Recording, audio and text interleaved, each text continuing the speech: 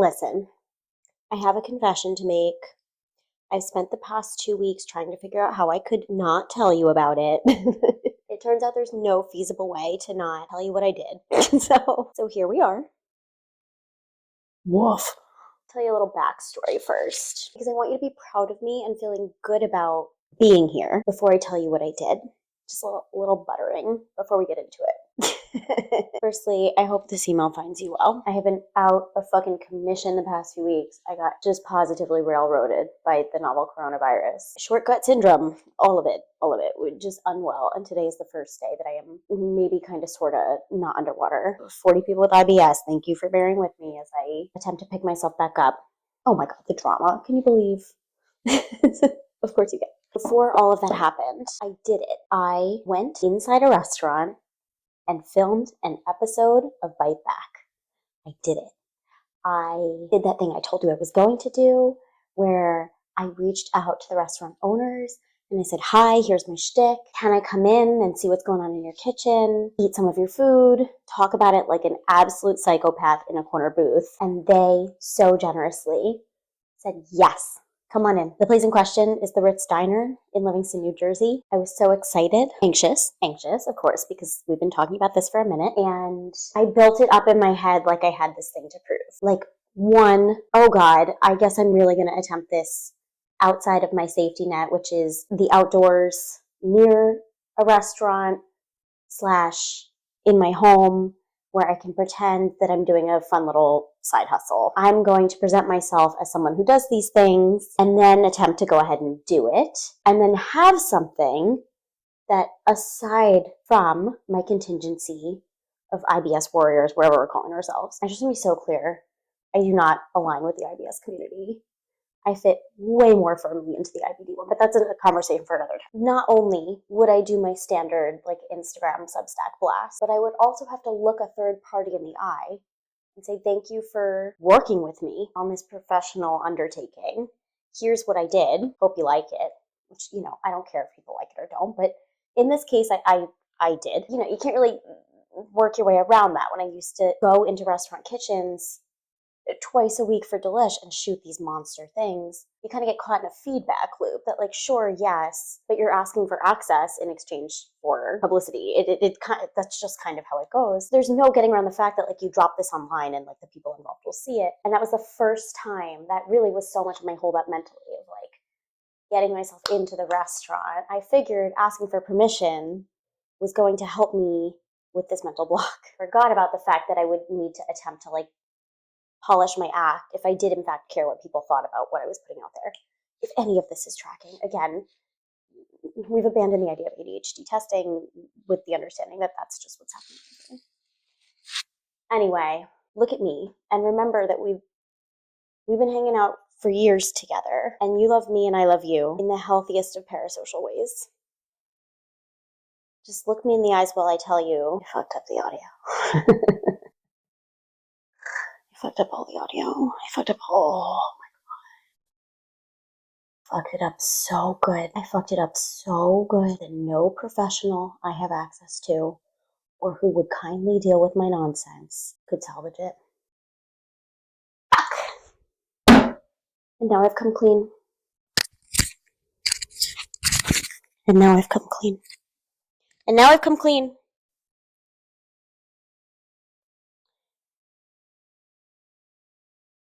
I sent the final cut to Michael the night before I wanted to post it, the night before I got really sick, and was like, please tell me that I can use this, knowing very well what that man who does not withhold criticism would say, but thinking because I was getting sick and I was going to be solo parenting for a minute, that he might take pity on me for a minute.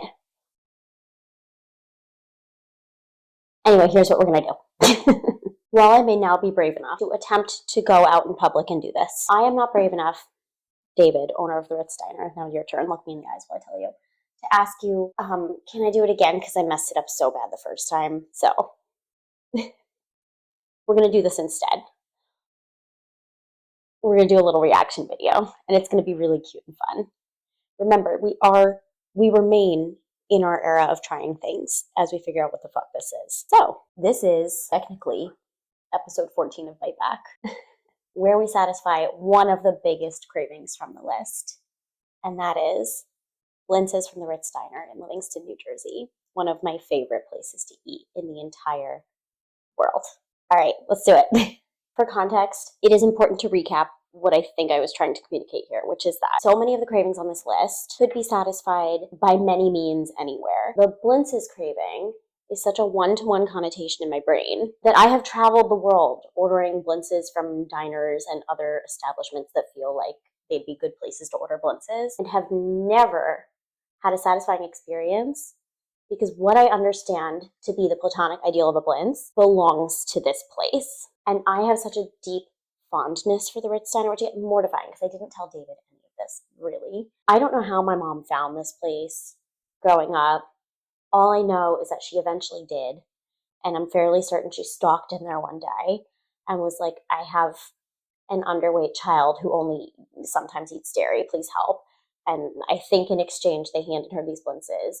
And ever since then, for as long as I have been a sickly little thing, these blintzes have come into my life and have healed me physically, emotionally. They are so moshed in there in my sick little brain, synonym for sick little, we'll find it later, that I crave them when I'm unwell. I crave them when I'm well too. They are one of the very few things that is powerful enough that I can make the leap from like thing I need when I'm sick, thing I need when I am fine. And so few things are able to leapfrog from one to the other successfully for me, because I don't know if you know this, but I am cuckoo bananas. And oftentimes things that I associate in my brain as sick time things absolutely cannot touch on the plate that is my brain well time things. I just can't have it happen. But these blintzes are such a happy luxury whenever I can get my hands on them. And most recently, when I came to and I saw that blintzes were on the list, I knew exactly what I was talking about. It's not like diner pancakes, diner waffles. Like, I knew that this is what I was talking about. And I was actually quite tempted when I walked in here to be like, please, may I have waffles and pancakes too? Because I knew that would be great and fine. I don't know if I've ever actually eaten those things there, but like, it's an establishment where there's 42 pages of New Jersey menu, and anything you order would be, the best version of that you've ever eaten before. You know that just to walk into this place and look at it. This is all to tell you, I knew exactly what I was walking into and why I was walking into it. And I was very excited and so nervous to do it. I don't know that I have like tackled anything on this list in that really like scratches that itch of sentimentality the way these blintzes always do. Okay.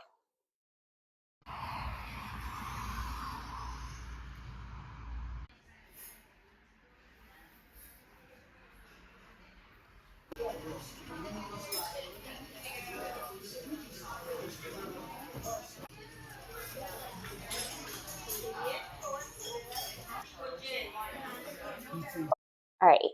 I'm going to cut some of that because I talk forever. Look how cute I look in that booth, though. I know that that like ruching is going to bite me in the ass in about 3 minutes from now because I forgot that you're not meant to do that, which is nice because at this moment in time, I was hyper anxious that I was going to run into not only someone from high school, but also their mother.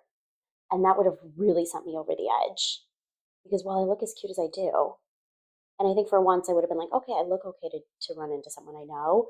I don't know that spiritually I was in a place where I could have handled like redacted's mom, who I know to this day is like brunching there like Mondays at 10 weekly with redacted's mother, So palpable nervous energy, a lot of rambling, and excitement for what was to come.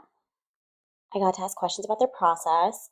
I do think if I do clips like this in future episodes, I need to have more of a palpable takeaway, though it is so satisfying to watch crepes being creped and creped and creped and creped.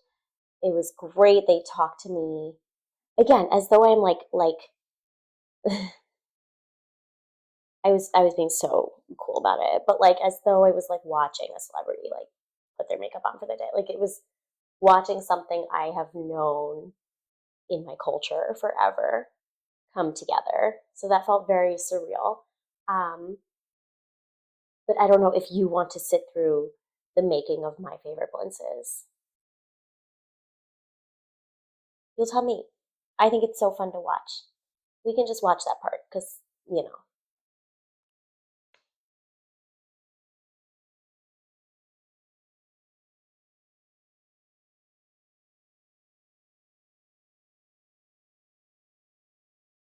It's now that I can tell you what makes these blintzes so special is their ratio. That what I find so many blintz offerings struggle with is not only proportion, but like consistency within it.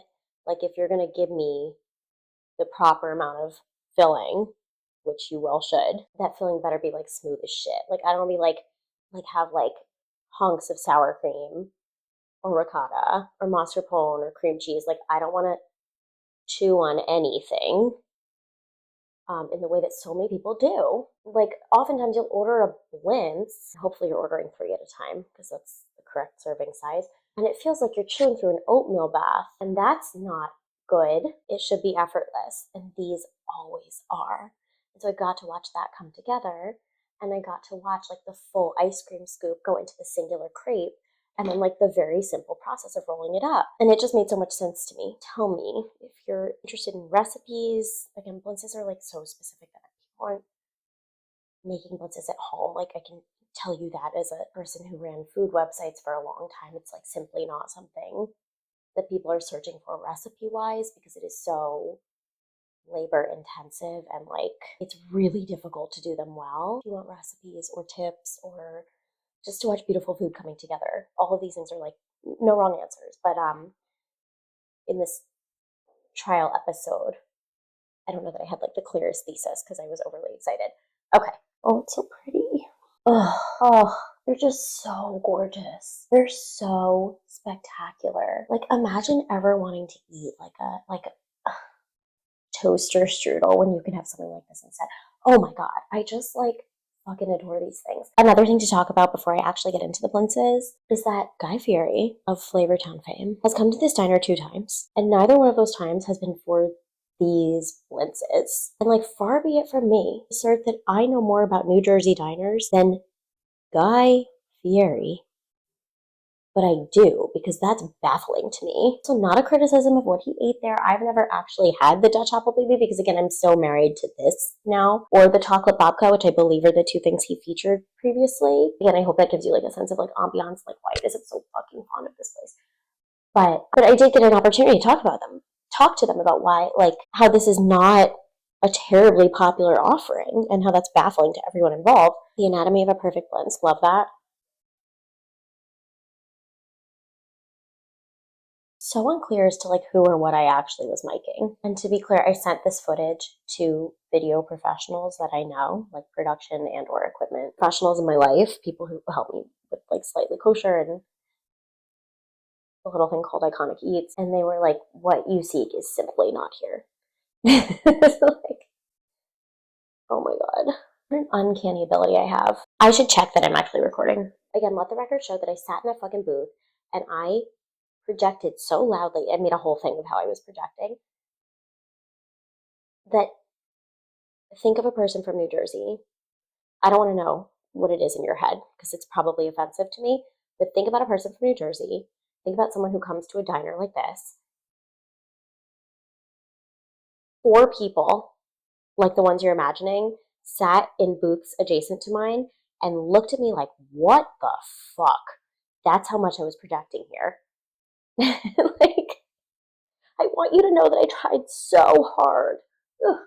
Anyway, the Anatomy of a Perfect Blend. I talked a lot about how every time you take a bite of one of these guys, you're never getting more crepe than filling except on the outside, like roly bits.